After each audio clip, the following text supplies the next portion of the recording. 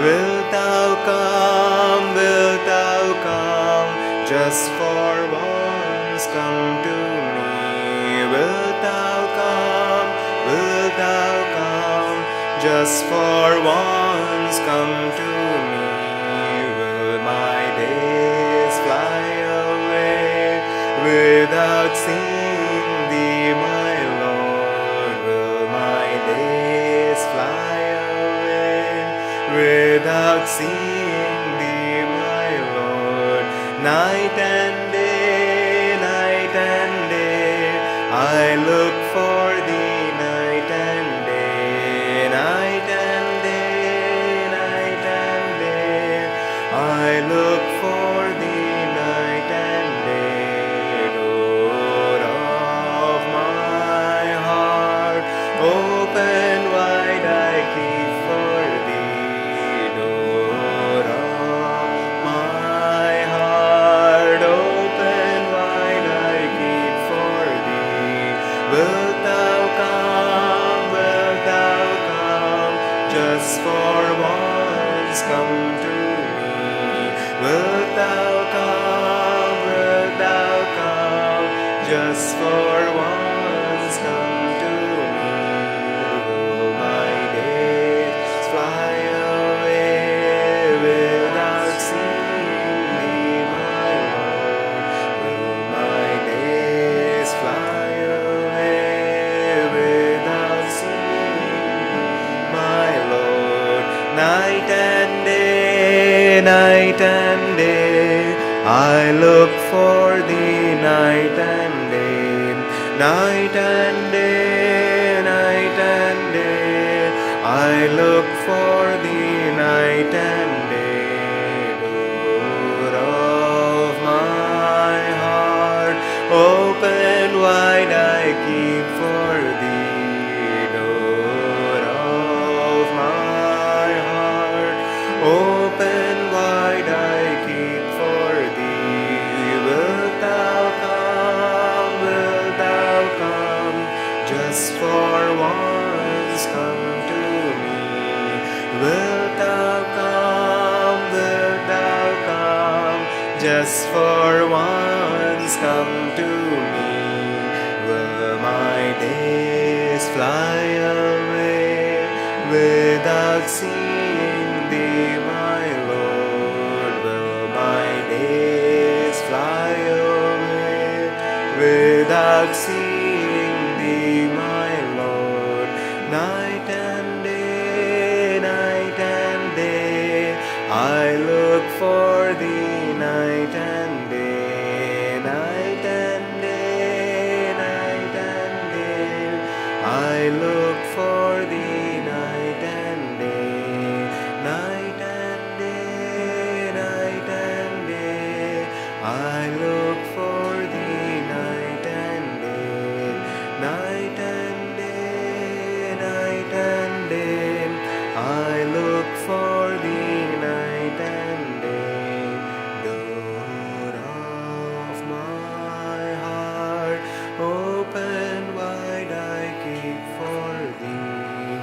Door of my heart, open wide I keep for thee.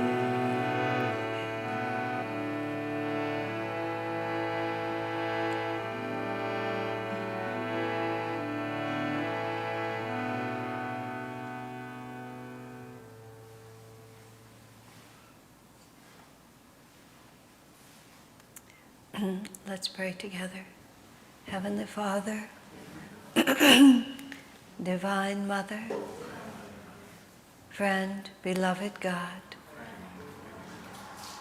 Jesus Christ, Babaji Krishna, Lahiri Mahashaya, Swami Sri Yukteswar, beloved Master, Paramhansa Yogananda, saints of all religions, humbly we bow to you all.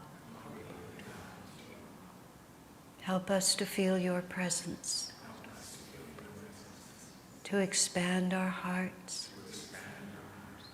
to love the whole world as you loved all. We are your children. Awaken us in your light. Om. Peace. Amen. Now we'll chant again, meditate, and then we have a beautiful song, and then we'll meditate a little bit more before we start.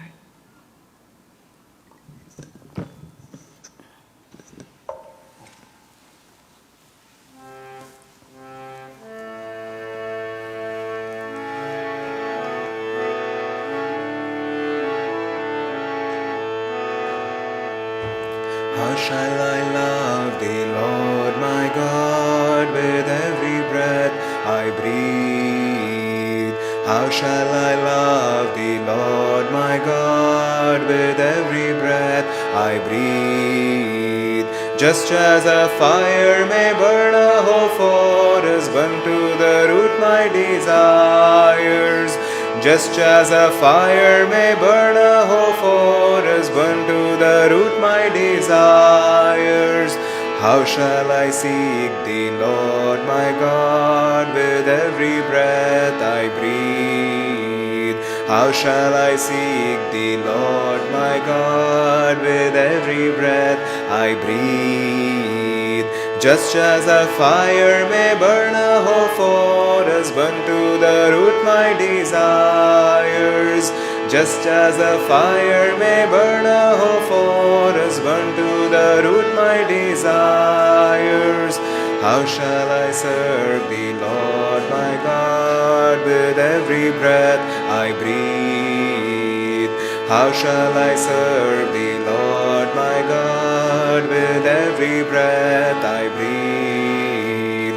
Just as a fire may burn a whole forest, burn to the root my desires. Just as a fire may burn a whole forest, burn to the root my desires.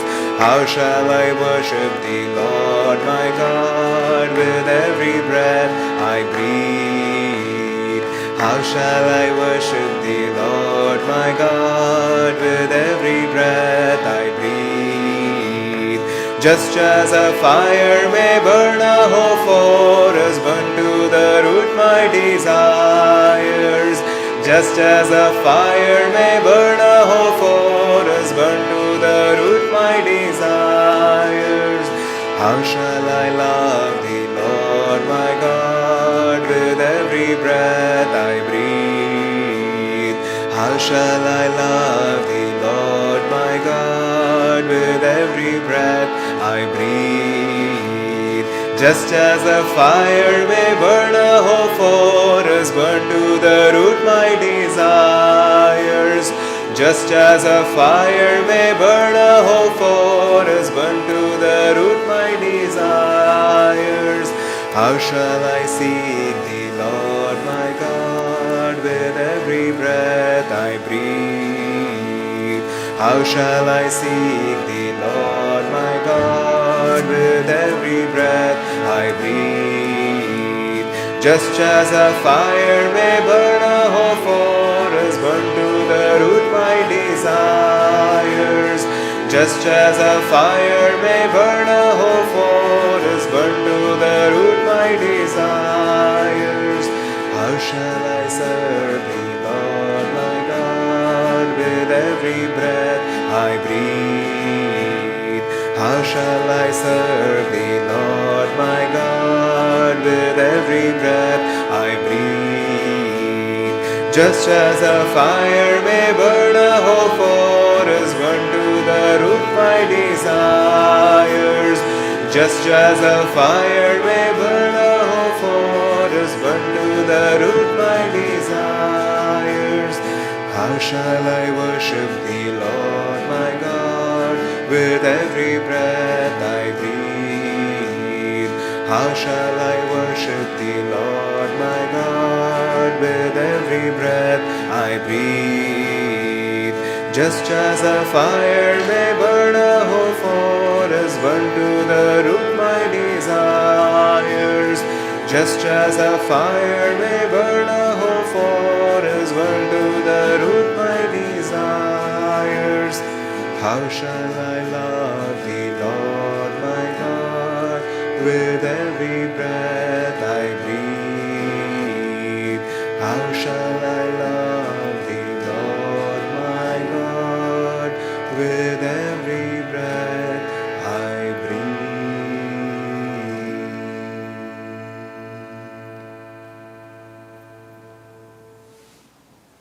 We'll meditate now for a few minutes.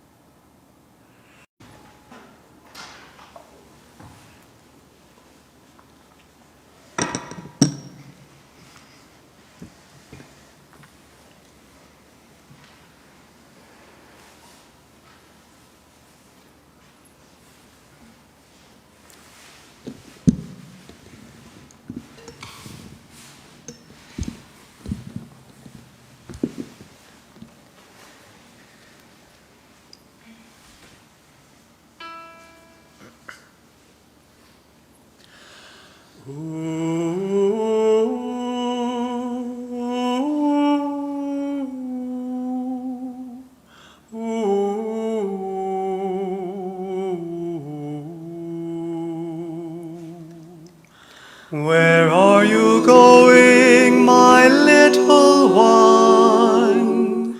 In hope these empty streets I went. I've seen a star rise in the east, and I'm looking for a friend. Tooroo-loo-loo-loo-lay, tooroo-loo-loo-loo-lay.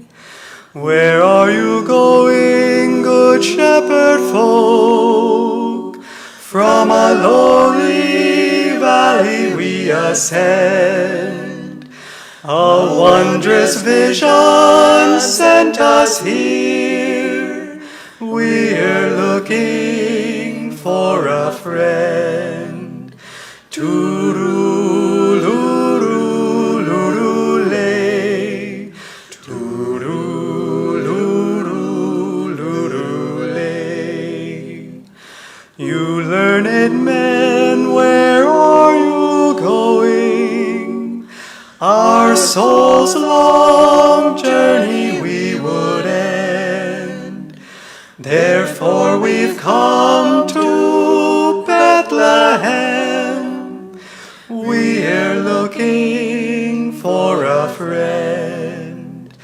Toodaloo-loo-loo-lay. Toodaloo-loo-loo-lay. Good people, let me come with you. Perhaps he's just around this bend. But whether near or far, I too have been looking for a friend. Toodaloo-loo-loo-lay. Toodaloo-loo-loo-lay.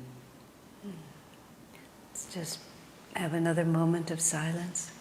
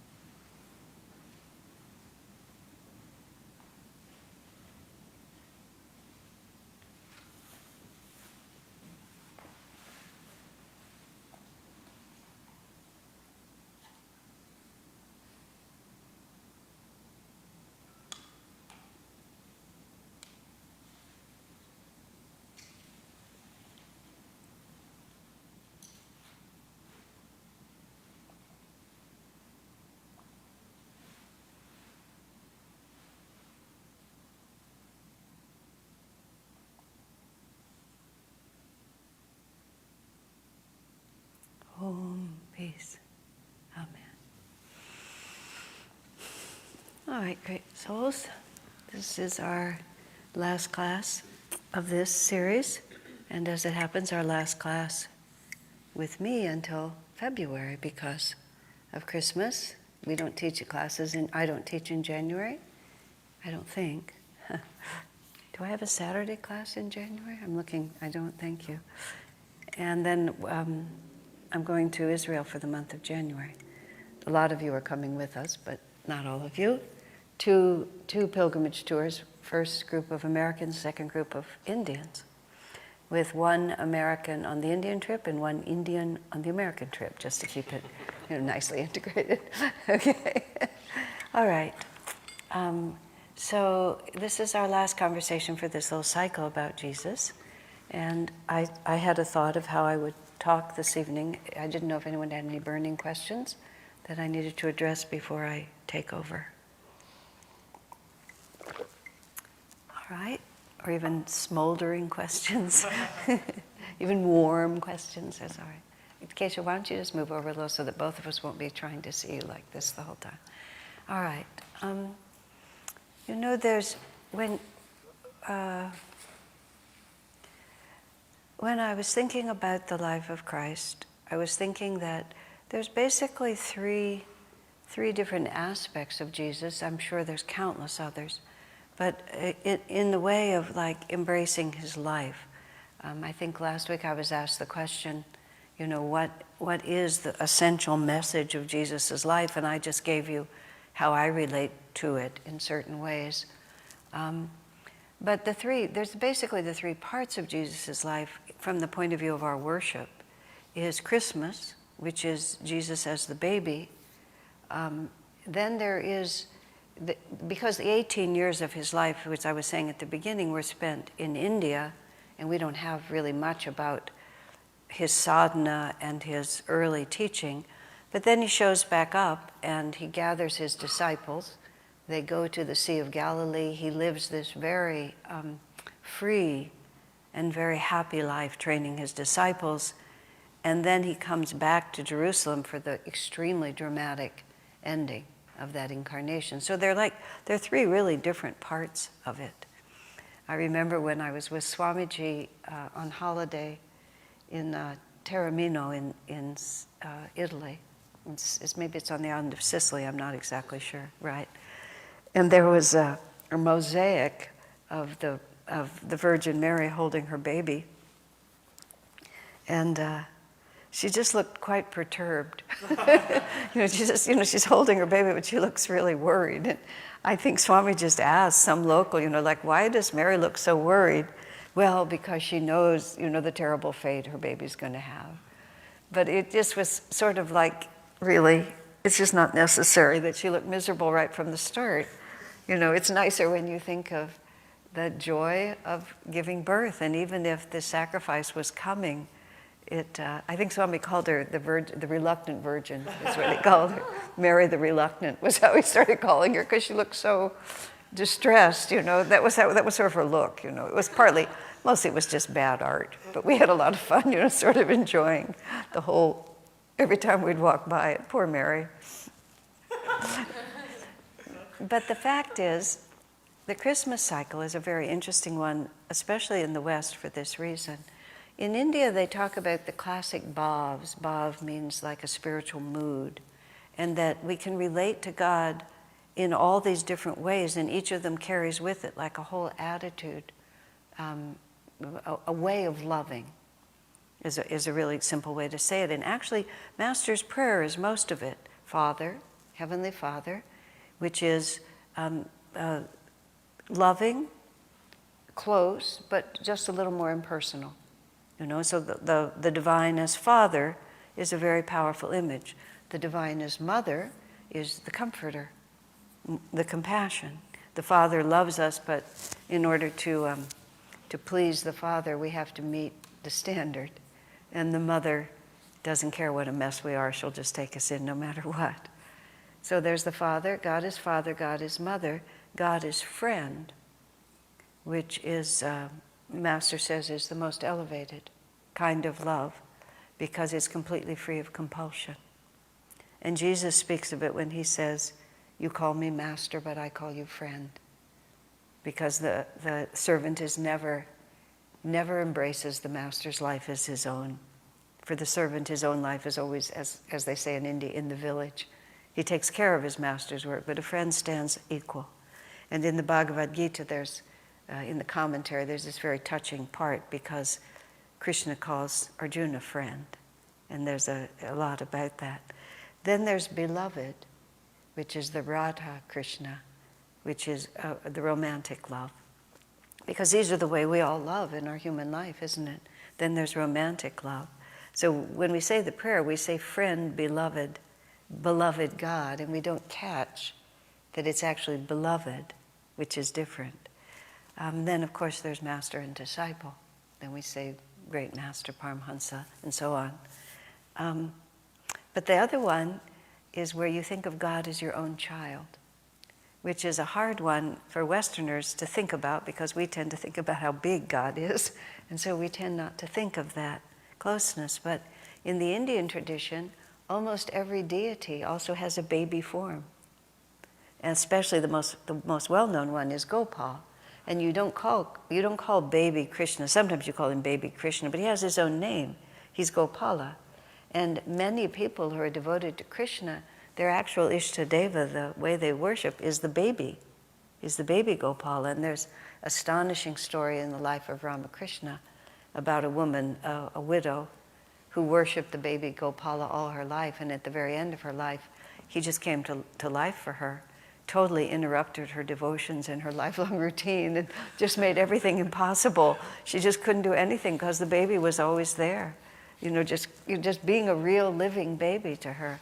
She comes fleeing to Ramakrishna, and he could see the baby Gopal. She and he could see the baby. No one else could see it. Everyone else just thought she was just this totally distraught. But in fact, after a lifelong of worship, the baby Gopal had come to live with her and behaved just like he did in all the legends, just causing nothing but trouble.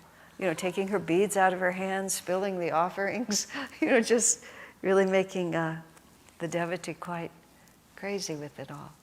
But in the West, we have no context for that, except we have Christmas.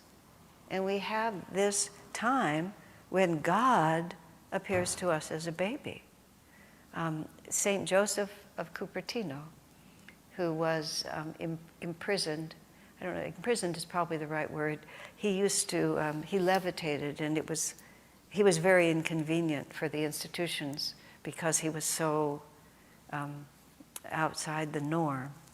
And so they kept him in solitary for a long time in a downstairs apartment in the big Franciscan cathedral in Assisi. And if you know the right people, which many of our friends in Assisi do, you can go down into his rooms. And he had a baby Jesus. And his private devotion for years of solitude down there was that he had a baby doll that was his Jesus, that he had that relationship. Now, when you think about it, if we think about it from human terms, what happens when we're around babies? I mean, some people don't like babies, but almost everybody does. My friend, before his sons were born, he absolutely swore that he would not be one of those incredibly embarrassing fathers who did absurd things just to get his child to smile. The instant his baby was born, all sense of dignity just completely left him. And he became, for the duration of his children's childhood, he had no shame. He would do anything to please them, anything to get a laugh from them, because that's what happens, isn't it? You know, there's just this automatic opening of the heart. Now, we have this very confused idea in our mind that somehow we have to keep a distance because, after all, this is God, you know, or this is Jesus, this is the Son of God, however we think about it. And what that creates in us is a lack of intimacy. But if we really try to understand who we're supposed to be, with whether we think of God, Divine Mother, the Guru, how any saint, however we're trying to think of it, the last thing we want is self-conscious barriers. I mean, self-conscious barriers are the death of love itself. Yesterday in my class last night, I was talking about the fact that at a certain point in my life, I realized that even though I was working for Swamiji, this was in the very first years, I was working for him as his secretary. The word that is more appropriate is personal assistant, but that word didn't exist at that time. So I was called his secretary, but I cooked for him and I spent hours with him pretty much every single day, or 6 days a week usually.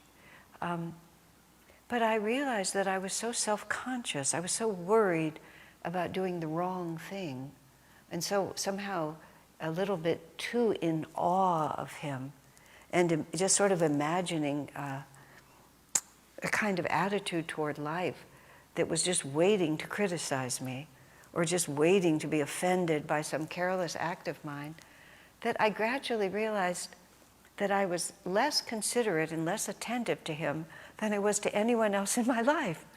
Because I just wouldn't even do the most obvious thing, bring him a cup of tea, or, offer to clean up the desk, or just anything. Because I was always worried. I was always, in other words, thinking about myself. And I finally decided, in a weird way, to just treat him like any other friend. And actually, everything got a lot better. Because what we're trying to do, if you think about our relationship to God, is we're trying to be absolutely fearless. Again, in the class I've been doing about conversations with Master, conversations with Yogananda, there's lots of stories about how Master knew the minds of all his disciples. He knew what they were thinking at all times. Swamiji said, "At first I found this very disconcerting," is how Swami said. Because when Master said, "I know every single thought that you think." And Swami said it wasn't that Master invaded your mind, as Master himself said, "If you don't invite me in, I don't come in." But if you have invited him in, then he comes in. Swami said at first it was very disconcerting, but then he saw it from the other side. And he realized then what is the necessity for any self-protection or any pretense? I remember I went through a cycle with Swamiji also. He'd given me a job assignment that it was way beyond my capabilities. And I was under the impression that the competent people were just born competent and never had to learn and never asked for help. One of the many delusions I've had to work my way through. So I never let anybody help me, even though I was totally incompetent. And that's how incompetent people remain incompetent. I gradually figured that out. But this went on, it actually went on for like about 2 years. Swami was constantly trying to help me, and then he was constantly trying to push me so that I would begin to understand. And I would always say yes, yes, of course, yes. And then I just couldn't do anything. I just couldn't function. I couldn't do the job. So finally, he just before he fired me, he said, basically, you always wanted to say yes and look good. You always wanted to appear like a good disciple. But he said, I knew you were just getting more and more frustrated and actually angry, which I was. And he said, you wanted to appear like such a good disciple. And then he said, but you never fooled me. You know, it wouldn't have taken much intuition to see that I was just pretending. But I remember when he said that, I said back, oh my gosh, what a colossal waste of time. You know, all this time I've been trying to make an impression when it was completely, I wasn't fooling anyone. Now, that's the wrong attitude to have in our relationship with our teacher, with God, with the Guru, anywhere inside. So the opposite of that, you see, is the baby. Like, who's afraid of a baby? Who's concerned that the baby's not going to think well of me? One of the reasons people like babies so much is they're so marvelously undiscriminating. You know, they just can't tell the difference. They can't tell they can't tell the difference between good and bad people. They just love everyone. P.G. Woodhouse has a very funny story, and the story is called "The Shy Man." And it's written from the point of view of the dog, actually, who are also dogs, are quite undiscriminating in their love. And so you read the story for a long time, and then you gradually realize that the man that the dog is writing about, who is his master, is actually a thief. And the reason he's so shy is that it's the police who keep come looking for him, you know. And the dog decides he's going to help his master not be so shy. Gradually brings him out, but gets him arrested by the police. But that's the story of undiscriminating love. So whenever we find ourselves around babies, we always find our heart opening in a very fearless, and also the baby needs to be cared for, doesn't it? So what we end up doing is we have to give. Any person who's raised a child, which in this incarnation I haven't, but I remember. You know, it's just, there is no self. Again, my same friend, before my sons were born, he said, I thought I was a kind of unselfish guy. He said, you know, I was pretty generous and pretty willing to take care of others. He said, I discovered after I became a father that there's no such thing as being unselfish. He says, there just is no self. He said, when I became a father, I simply ceased to exist. The only reality was taking care of my children. He said, I really discovered what it meant actually to give, which I just never knew before, because the baby can't survive unless the parent takes care of it. It doesn't care if you're tired. It doesn't care if you've had a bad day at the office. It doesn't care if you haven't eaten. It just doesn't matter at all. You're there to serve. So all of this is what we're trying to do as devotees, isn't it? And so the bhav of taking care of the baby demands of us exactly what we're trying to give. And when someone, a devotee in the Indian side, there's an American woman who was a good friend of Ananda. Her name was Haripriya. She's passed away now. And she was a disciple of Anandamayi Ma. And either by her choosing or Ma giving it to her, I don't know which, the bhav she came was that she had baby Gopal. And she had a little murti of baby Gopal. And she just had to take care of that murti as if it were a living child. And Jyotish tells the story of, you know, when he went to visit Anandamayi Ma once, he took a list of questions from Haripriya, you know, having to do with when she travels, how should she deal with this, and, you know, and Ma gave a very, very specific set of answers, all based on the fact that this murti is the living image of God, and you must treat it like that. And that's why in all the Hindu temples, in the pujas, you know, they feed, they bathe, They dress, they change their clothes, they take the murtis to their summer homes, they put them to sleep, they take naps. This is a living presence. But it is a living presence because everything is a living presence. And so in our, the Christian tradition, so to speak, the Western side of religion, at Christmas time we get to do this because very little else in our culture, because we're so, the way we are, about just not being able to be devotional in public. You go to Latin America, you go to India. When we took over this temple in September of 1994, prior to this we had an office suite over on California Avenue, just a few blocks away. We were there for a number of years. And then the day, it was on a Sunday, when we were going to take possession of this building.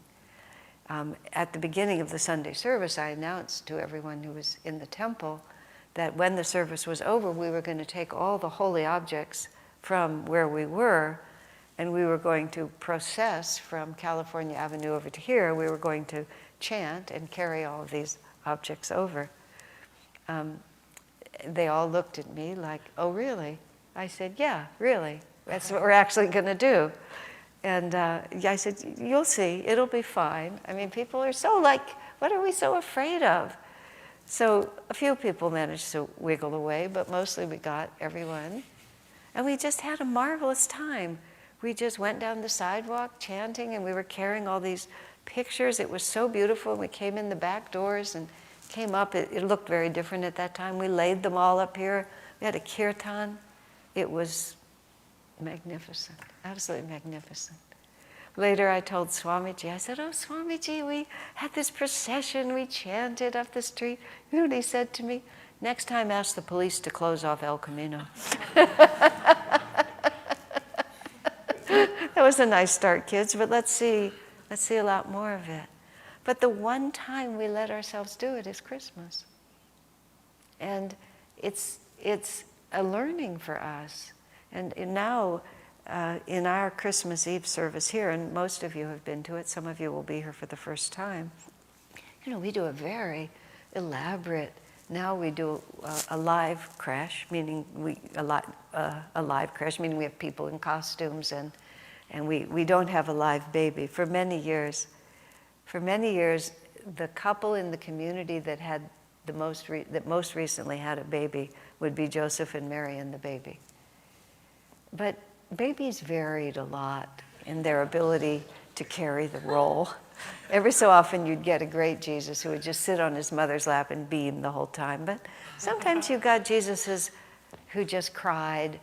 And then we had one Jesus who just went and was nursing under the wrap. And I mean, there was never any Jesus there except for the tiniest little bit of the baby's feet. And that was the last time we did it. So now we use a doll, a murti. But we've been using the same murti for so long that it really, it's really a living Jesus. And so by the time we've built the whole creche in front of us with this murti, he's actually from the Vatican. He's not from the Vatican, he's from down the street from the Vatican. He's an Italian Jesus. He's a baby Gesù. But by the time we've all focused our devotion on that, there's this tremendous real feeling that God has descended among us. So but what we're doing is, you see, we're acting out something that's true. This I've talked about this, and a very important aspect of all worship and all meditation. I mean, in the practice of meditation, the whole path of self-realization, which is we are using our creative imagination and our discipline. And in our liturgy, we're using visual beauty and dance, and especially music, to bring us into a higher vibration that's actually there.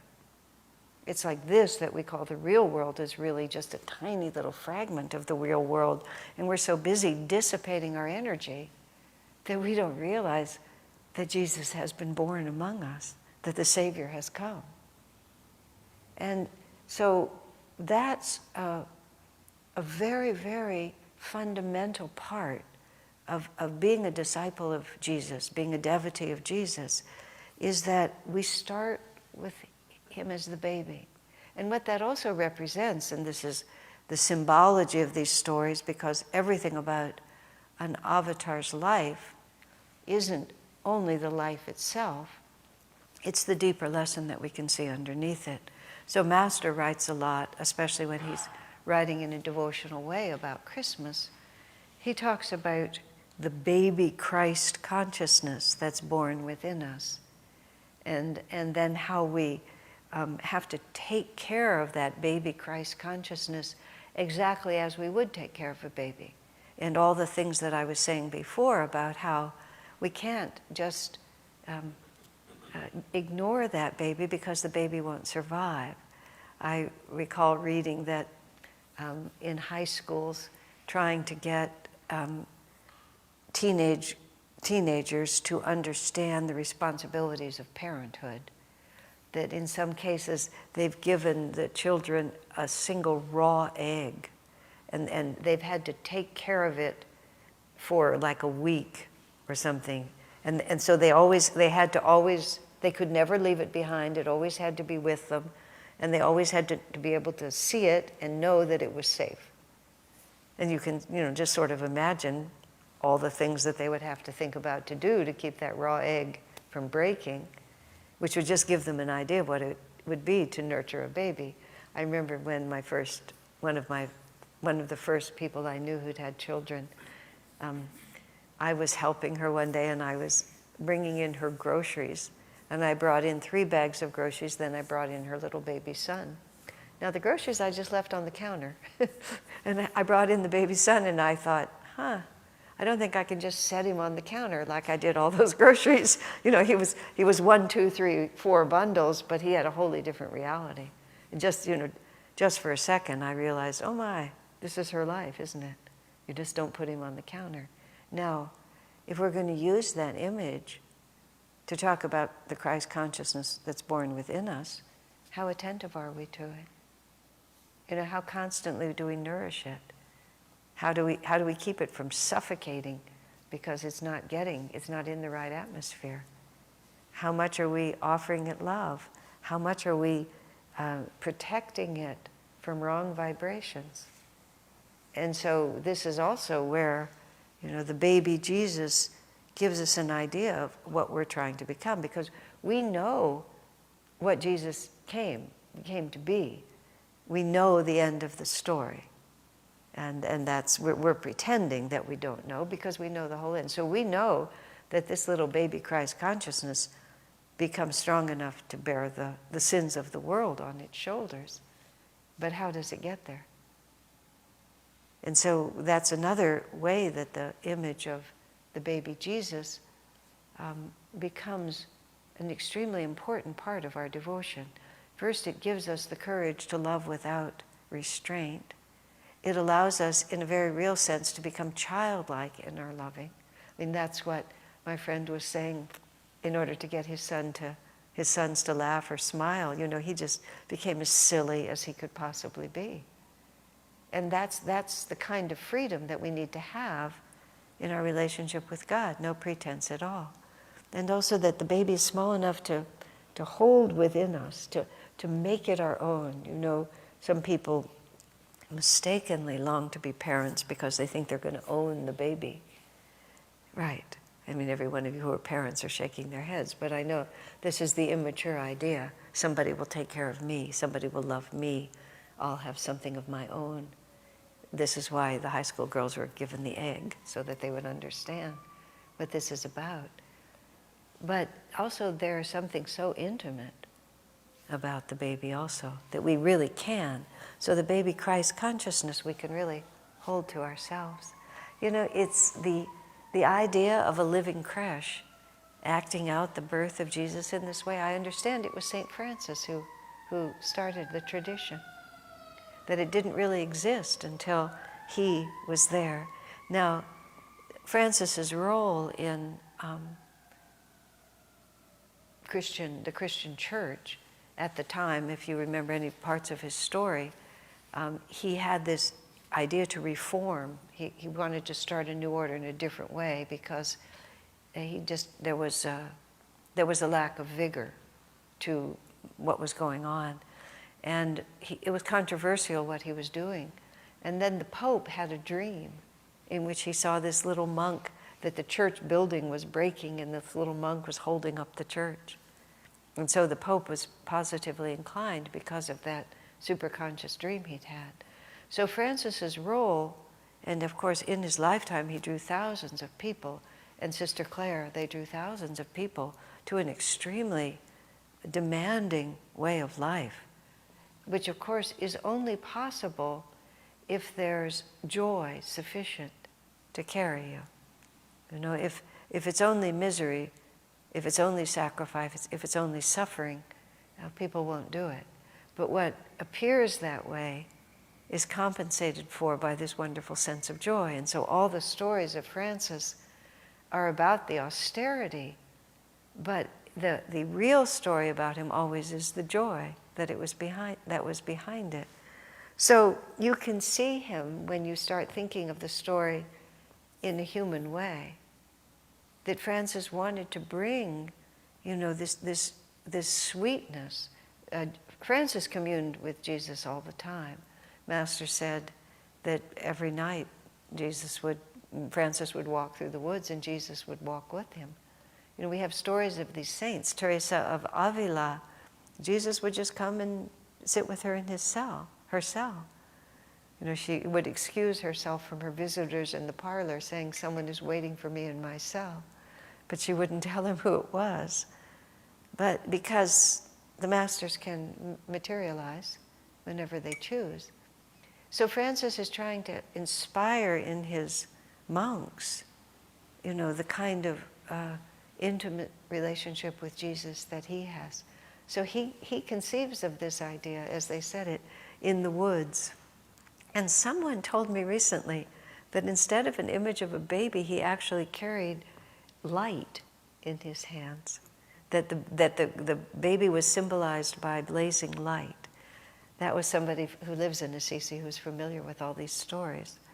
But it was this, Jesus is coming. And so we have, you know, this tradition of Mary and Joseph, which is, Master said all this is true. Let me put it this way. Master took a pilgrimage in the Holy Land, and his words were, almost every pilgrimage site is true. Swami said that the Last Supper site is not true, and even the people who say it just say this is somewhere near where it was. Nobody really seems to know. But Master specifically said that the cave where the stable was, where Jesus was born, Master said that's an authentic place. That's really where he was born. And it's a cave, and then there's a little manger site, and there's two little places right like this far apart, which is where he was laid in the manger and where he sat with Mary. And then it's a big cave, not a big cave, but a small room that's also a cave. And Master said that's exactly where it was. So you have all this marvelous story, you know, of Joseph and Mary being exiled from their families and forced out into this, you know, other place where they had no home, where no one would take them in. And then they finally have to seek shelter in this cave where the animals are stored. And then the tradition says at midnight, whether true or not, then the baby is born. And you know, Joseph and Mary themselves were highly elevated, extremely elevated, enlightened souls. So just imagine it all.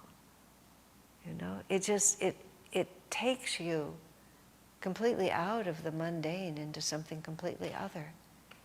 And for the season of Christmas especially, you know, we should spread our arms wide and open our hearts wide and just draw all that in as deeply as we can.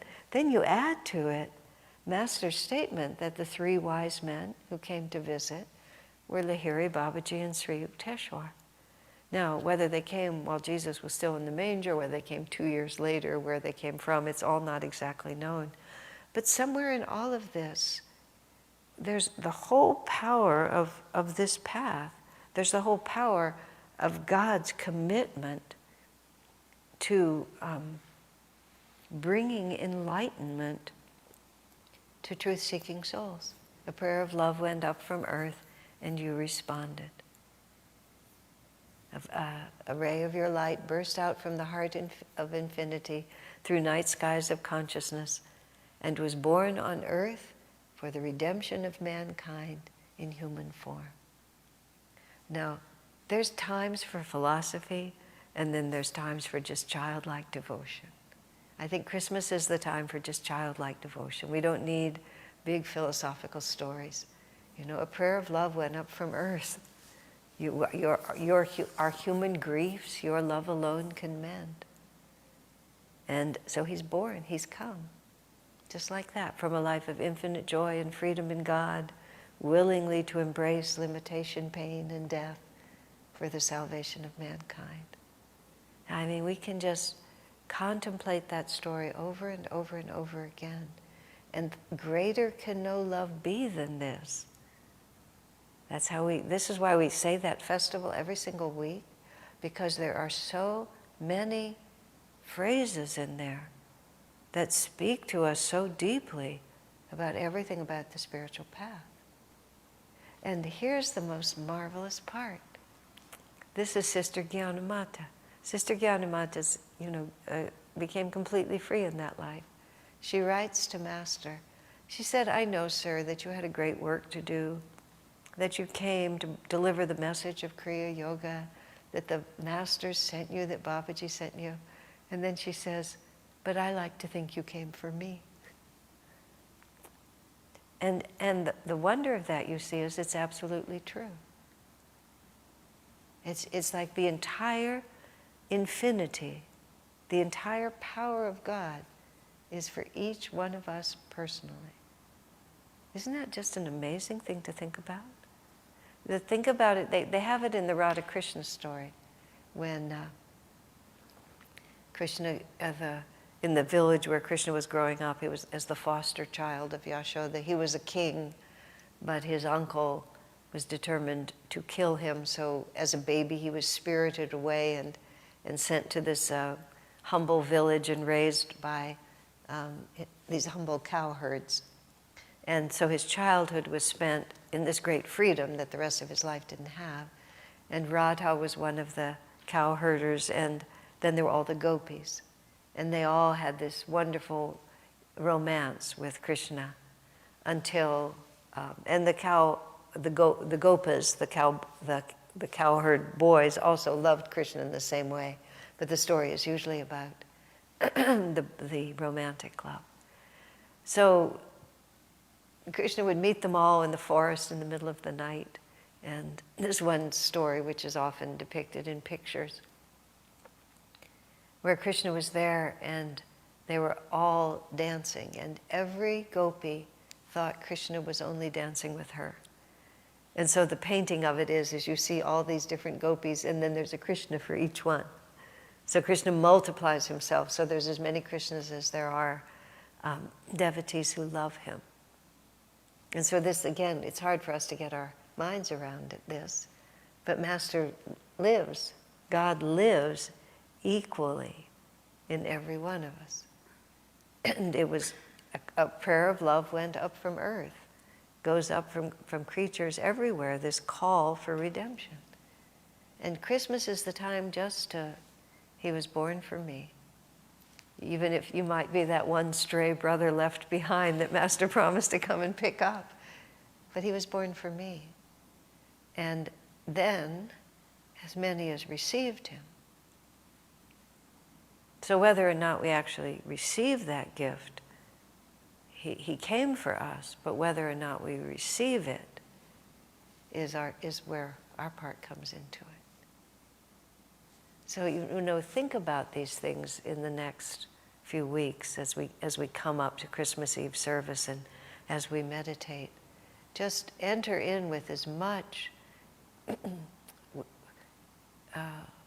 with as little restraint. You know, don't restrain your heart's feelings. This is private between yourself and God. You know, this is the birth of the baby. If we were new mothers about to give birth to our first child, think how just beyond thrilling that is. And that's what we're dealing with here. The baby is coming, but on a level that human birth tends to disappoint, whereas divine birth doesn't disappoint at all.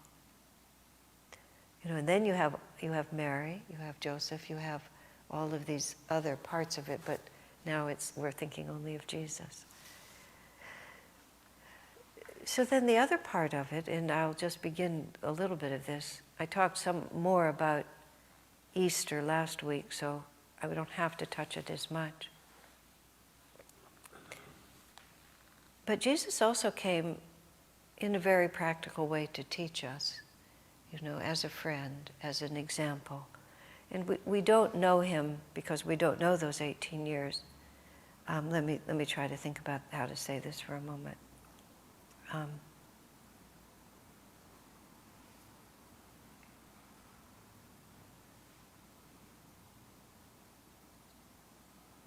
You know, some of the most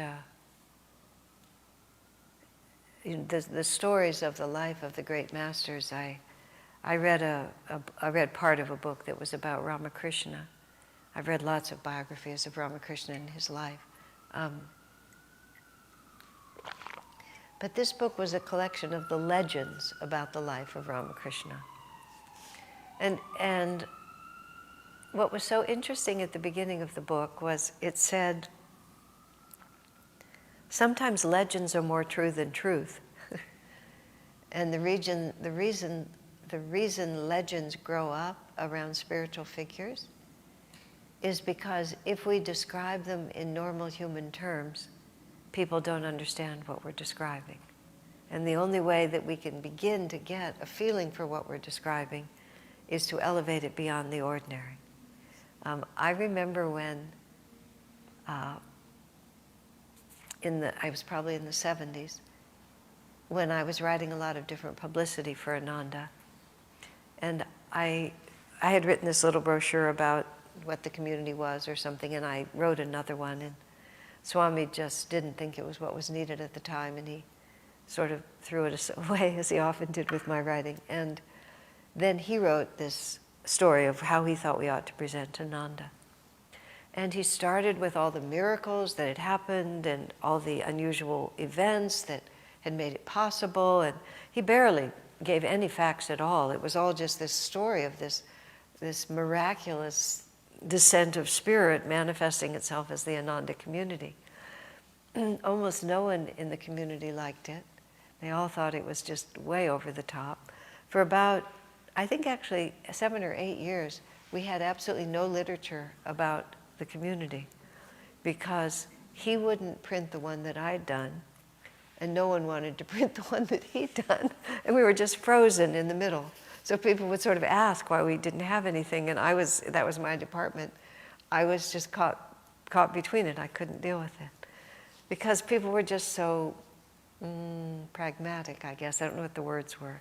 Everything, now, I actually still have it in my file.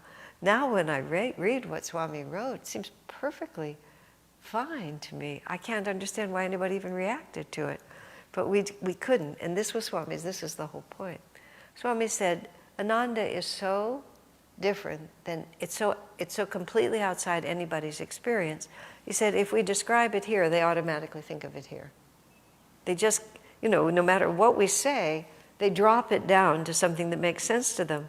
He says, so for them even to come close to what we have to start very high so that they'll be able to feel what it is. So this is it with a lot of the life of spiritual beings, and that's how everything gets more and more, you might say, exaggerated or more miraculous or less and less human, is because people are trying to say something. And they want you to know that something happened here, that it has no relationship to everything else you know. So they start creating realities that are outside, because, as this man was saying, it's more true than just the prosaic facts.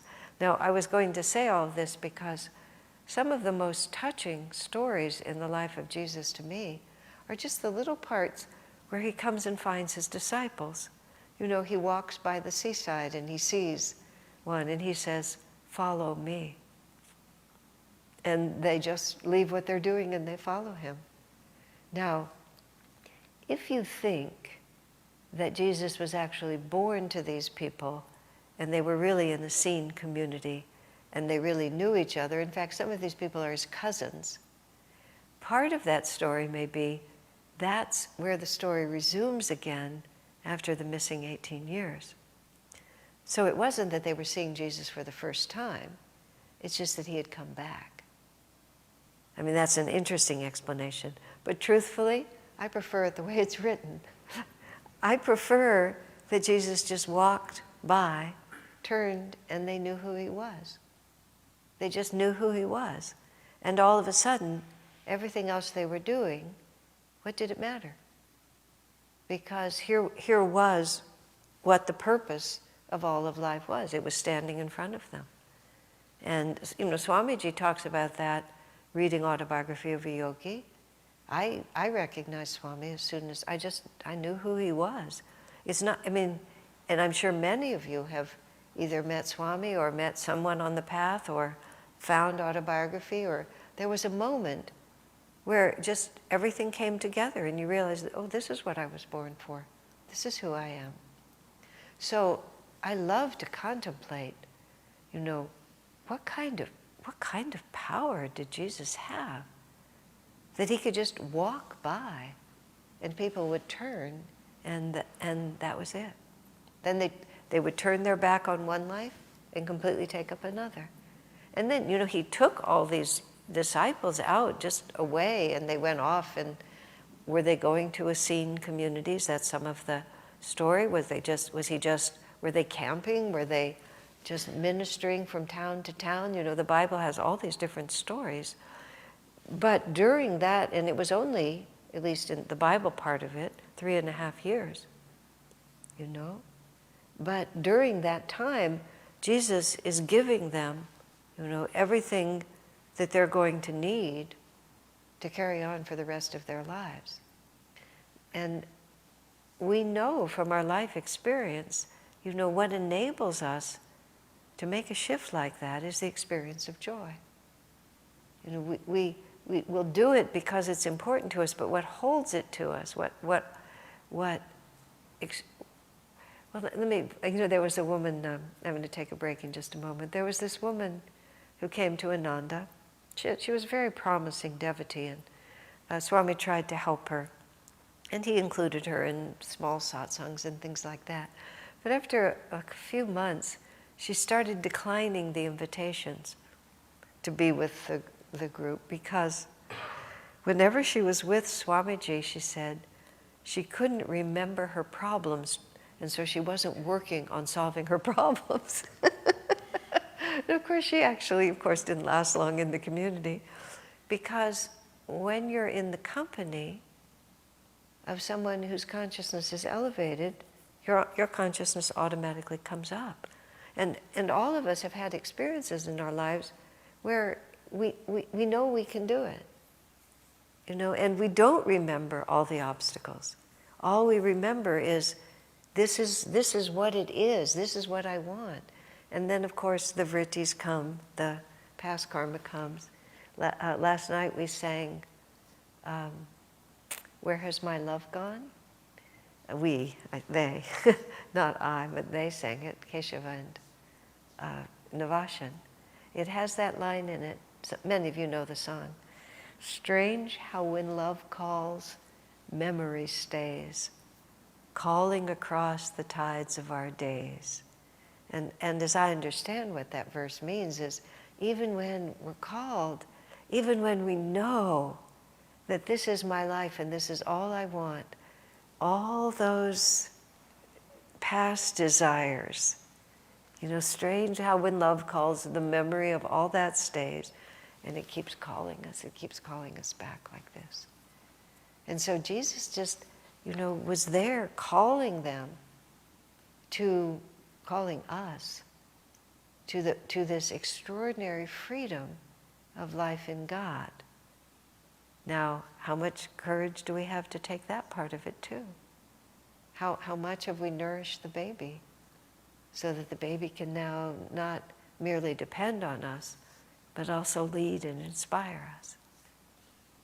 So let's take a few minutes break and then we'll come back.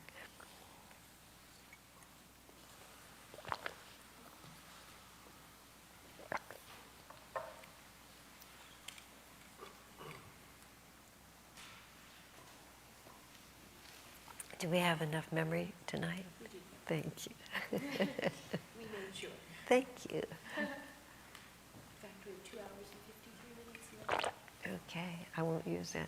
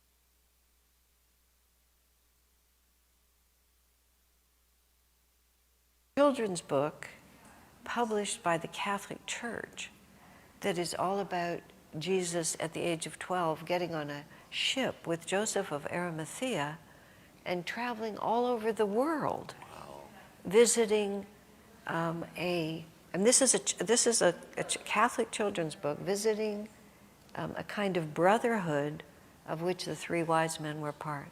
Oh my goodness. Yeah, I don't know, Helen gave it to me. I think she bought it for one of her grandchildren. But it was like, I'm looking at this book, it's like, it's a wonderful book. It's just a complete story, the real story. But it's just creeping in all directions, and there's countless examples of people saying this. And just gradually it will become the new theology because of the age that we're coming into. Yeah. I mean, you just sort of, like, what does Master really intend when he talks about the original Christianity? I mean, like, what is it going to look like? You know, because all these institutions are Kali Yuga institutions. In terms of the second coming? Yeah, just in terms of the way Master, what is Master really launching? I don't think he's launching that the Hindus and the Christians will respect each other. I think he's launching something completely else. You know, the dissolution of a lot of things. I mean, the mere fact that we bought a Catholic church and that we've installed a self-realization church in what used to be St. Aloysius. And if you go to Assisi, you go to what everyone calls the Minerva Temple, which was a Minerva Temple that the Catholics took over. And then now it's a temple to Mary. But at one point it was one thing, and then a new expression came and it became something else. And this temple was one thing, and then a new expression has come into it. I'm not looking at it today and tomorrow, but just in a long rhythm. Yeah, it's been 25 years already. Yeah, yeah. It's just like, what? I think Master's playing the long game. He's playing the long game. When we were buying this church, we had a group of Italians visiting us, and only a few of them spoke English. But when they actually understood that we were buying a Catholic church, there was all this, you know, it was sort of like they said, what do you mean buying a church? You know, the Catholics don't sell their churches.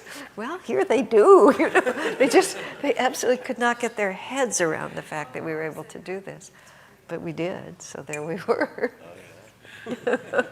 Even the word church. I mean, they can't use it in Italy because there's just no. Well, it's church with a capital C. Well, you don't start churches. There's just the church. You By don't. law, right? In America, you start churches. That's why we're such a strange country. Okay. But isn't it the law that you can't start a church? Well, actually, that was one, you know, when Ananda was under litigation in Italy, part of the problem was that, let's see, the government, there was freedom of religion in Italy. There was freedom of religion in Italy if you were an authorized religion. And the government allowed the Catholic Church to decide what an authorized religion was. Surprise, surprise, there was one. And it was the Catholic Church.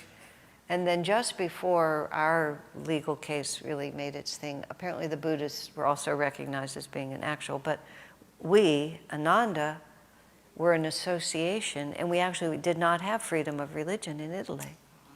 So when we tried to, and this crazy man who filed the suit against us, we were arrested under criminal statutes for trying to brainwash weak-minded people, because talking about because we weren't a real religion, so we were just trying to brainwash weak-minded people, and that's why our people actually went to jail for a week, because it was criminal what we were doing. But we had a very good judge, and we had God on our side. So after 7 years, 5 years, 7 years, it seems like it took, they finally got the case before the judge. The judge not only ruled that the man who filed the case was mentally unstable and the entire thing. There's a category in Italian law that is more than innocent, is that there was never any grounds for this to have happened in the first place. There was no crime was committed. So he exonerated us entirely. But then he wrote a decision which changed the definition of what was a recognized religion. So not only did we win, but we actually, our case, and I mean, this is how it's explained to me, our case actually liberated, it just changed the whole concept. And there'd been lots of small groups that were being persecuted by the Catholic Church under the Italian laws.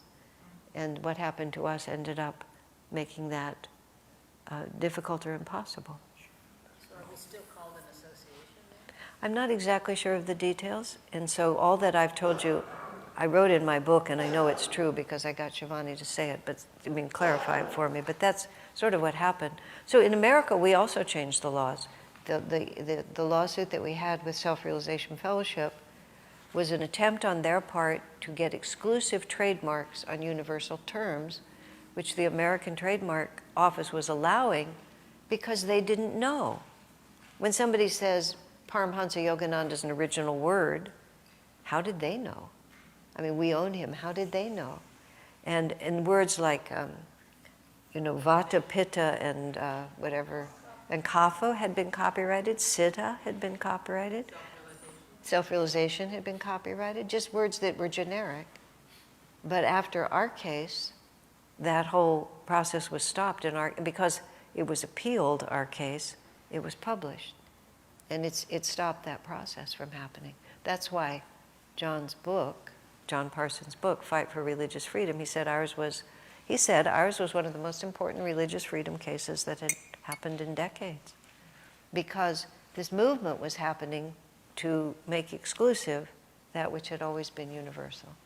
Because, no one could copyright the name Christ, but they did trademark the name Paramahansa Yogananda because they didn't realize what was being done. So, okay, back to Jesus. So, do we have any questions or comments before we go on with what we're talking about? But these are all, even though all of that was a big digression from Christmas morning and the baby Jesus, it isn't really, because we're working with a power. This is the paradox of the spiritual path, which is so remarkable, which is we have the baby Jesus, which we just love. And, Jesus lives in my house during the 11 months before, and I have to, at the end of the Christmas season, I have to put him back in his box, and we always have a conversation about it, He's going to go into hibernation because, we've all become so fond of him. It's hard to put him away, and I sort of apologize that he's going to have to be put away. And then there's the time when I bring him out, and I brought him out a little early this year. He's been sitting in my hallway. And every time I walk by, just, hi, Jesus, there he is. It's just so nice to sort of have him all ready there again to inspire us. So that's one part of it. But the other part of it, and this is, the man in Taormino talking, Mary's holding the little baby on her lap, but she knows what she has. And she knows the extraordinary, just, mind-bending power of Easter, of the whole cycle of Easter. And last week I was talking about coming in on Palm Sunday and just, everyone is so, the intensity of the experience and Jesus being arrested and all those things that happen. There's a place, for those of you who are coming to Israel in January, there's a place that is said to be, that was the house of the high priest that Jesus was taken to over that long night when he was arrested. And underneath there's a prison, there were prison cells. So you can go down a layer or two and you get down into caves, which they believe, was where Jesus was held. And I certainly felt something extraordinary there. But when you're there and you're just down in these caves and just the whole extraordinary conflict of good and evil and light and dark and the war of Kurukshetra just being acted out, in this astonishing story. And it's there in the baby too. It's just, it's all really happening. And our relationship to it's like, we grow with it. We start with the little baby growing in us, and then we meet Jesus at the height of his power, when the magnetism of his presence was so great that he could just walk by and you would know who he was and you would turn and follow him. And that's what we have to practice. That's sort of where I was going with that before we stopped. You have to just practice that. You have to practice that every day. Of Jesus walking by every day, how would I respond? I had the opportunity for so many years in so many circumstances to be in Swamiji's company. And one of the things I absolutely loved about it was it kept me awake and ready. He was so full of energy, and he never, it was not that he never rested or that he never let down, his guard or anything like that, but just the basic vibration that was around him just affected you. And whether or not we are in that constant company, because Swamiji, once when he was with Master, and again, just feeling that the uplifting presence that you can't forget if the physical form is right in front of you. You see, it's not like Swamiji has gone away, or Jesus has gone away, or Master has gone away. It's that it's easier to forget because the physical body isn't in front of you. So what we have to work with ourselves, which is every day we're being called. Every day Jesus is walking by the shores of the Sea of Galilee, and every day we're standing on the boat, and then there's just to skip, because I'm not going to have time to mention everything, but when Jesus was resurrected, he appeared to his disciples intermittently for 40 days. So it wasn't just like he came to them on that Sunday morning or that next night. It's just periodically they were seeing him everywhere. And one of the wonderful stories about Peter, which is again on the Sea of Galilee, and there's a little stone chapel there, and inside the chapel there's the rock where Jesus fried the fish, because he was standing on the shore, and Peter was in the boat, others were in the boat, and they looked, and at first they didn't recognize, and then they realized who it was. They realized that there he was, and they had known that he had died, of course, but then there he was. And then they talk about how Peter just jumped out of the boat and just, came through the water. He didn't even wait to bring his boat in. And Jesus said, bring fish and I'll fix breakfast. And you just think, what? But he was really there. And so then you have the rock where he fried the fish, which I just love. And it's a fabulous place. But think about that. Like, why not? Why are we not always constantly aware? Frank Laubach, Letters from a Modern Mystic, I was speaking of him last night too. He was supposed to be a missionary teaching whoever he was about Jesus, and he wasn't finding success by the conventional methods that were offered to him. He was in some isolated place, I don't know where he was. So he just started using the time that he was there to be in the constant company of Jesus. And then he writes about that experiment, and he wrote a number of other books that were actually basic practices of yoga, but he discovered them because they're basic practices of somebody who loves. If you love, you want to remember. So he developed all these different ways to constantly practice the presence of God. Like, when am I ever alone? And that was where Swami asked Master, when you are gone, will you be as close to us as you are now?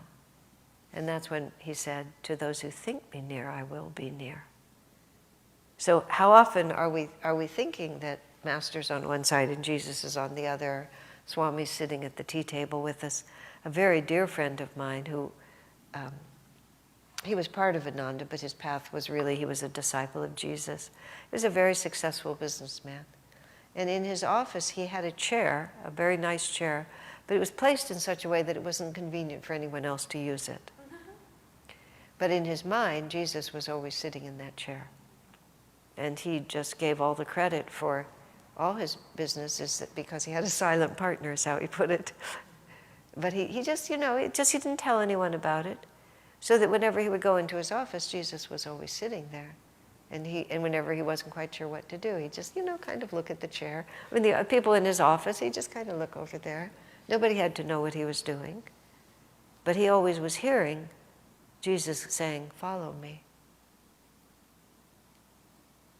So this is this season that we have, because everything changes around Christmas time. And there's a real descent of spirit. It really happens.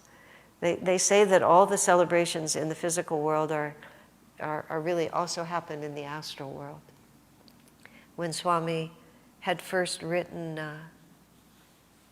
the chant of the angels, life mantra, whatever it's called now, It's that really complicated 11-minute piece that is all about life is a mission from on high, life is a quest for inner joy. And Swami heard a chorus of angels singing it. And he just wrote it down. He said he himself didn't know the chords he was writing. He just wrote down what he heard until he had it all there in front of him. And he had just published it or just printed it, and he was coming through Palo Alto, and about 6 or 8 of our singers learned it and performed it for Swami. And it was actually the first time he heard it performed.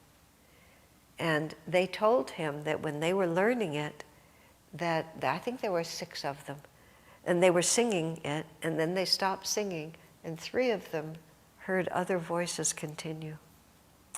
No, not for a long time, but just another phrase or 2. And it just really felt like that they were being instructed from the astral world. And I believe it was Rajasi who talked about a birthday celebration on January 5th after Master's passing, in which Rajasi also saw the astral world celebration. And so a lot of times when Christmas is happening and it's all that, suddenly many people are remembering. And we're always surrounded by higher beings. Everybody who goes has a death and return experience. They always talk about this extraordinarily densely populated, subtle universe which is all around us. And how much of the time we're being followed around by angelic beings who are trying to help us. Now, it's perfectly obvious when you think about it. And they also talk about those heavenly realms where higher beings are always trying to lift up those who are trying to ascend. So why wouldn't they be trying to help us? This is their job. This is what they do. And whenever 2 or more are gathered together, and the vibration is more inviting. So from this time, during these weeks, our holiday season tends to run from Thanksgiving to Master's birthday. It's a long cycle for us, which is just great. In India, there's just festivals all the time. The festival season is what people call it. And this one ends and that one begins, and this one ends and that one begins, because they're different. They delight in the celebration. They're not embarrassed to go down the street carrying a murti. But during this season, just every morning, just think of yourself. Here I am on the Sea of Galilee, and Jesus is asking me to follow him. What am I going to do today? And whenever our enthusiasm wanes, our energy wanes, just imagine that Jesus has come and sit next to us. And maybe he just wants to go out for ice cream with you. We don't have to be serious all the time. Swamiji took us to the movies. He took us to restaurants. Master, went out with them, gave the boys money for ice cream. Swami still has a $1 bill that Master gave him for ice cream. It might be in the museum now, I'm not sure. Is that where it is? Swami just obviously substituted one of his own and kept the one that Master had given him. But let's see, also this is the part I wanted to say. Jesus was young and very vital. And he gathered all these young men around him. And I can't remember the words from the oratorio, but it's like, in their youth, in their joy, all they asked of God was freedom to love. And so that's the middle period. That's what we get to go through. And that's what gives us the power when the crucifixion comes to have the faith to go through it. When we were through those 12 years of litigation that we went through, and a lot of it got pretty tense. And I remember somewhere in the middle of it just saying quietly to someone, it's a good thing that I've had other experiences than this one, because if this were my entire spiritual life, I'm not really sure that I'd be able to carry through. But I had lots of other experiences that had built what you would call it, had built up the reserves of joy. Had built up the reserves of joy. So when life demanded that we call on those reserves rather than those reserves being fed. The fact of having constantly added to them with a conscious participation in everything that uplifts, everything that uplifts. And it's very interesting to watch one's spiritual life, because oftentimes people will say, well, I used to be so inspired and I'm not so inspired anymore. I said, well, are you coming to every Sunday service? Well, not as often as I used to. Well, are you coming to the morning meditations? Well, I used to come more often, but now. Are you coming to the Friday kirtans? Well, not anymore. Oh gosh, I wonder why you're not so inspired. Gosh, this is really hard to figure out. We try to figure this out, What could be the reason? So Christmas is a time to really build the reserves of joy. Welcome the baby, visualize the young man, and then feel the courage of the sacrifice. Just all of it at the same time. And there's a crack in the cosmic veil, and more of the infinite pours down to us. For each one of us, make it very, very personal. Even if there's 100 people in the room, Jesus came for you. I mean, Krishna manifests himself to every gopi, and Jesus loves each one of us individually, equally, infinitely, if we receive him. So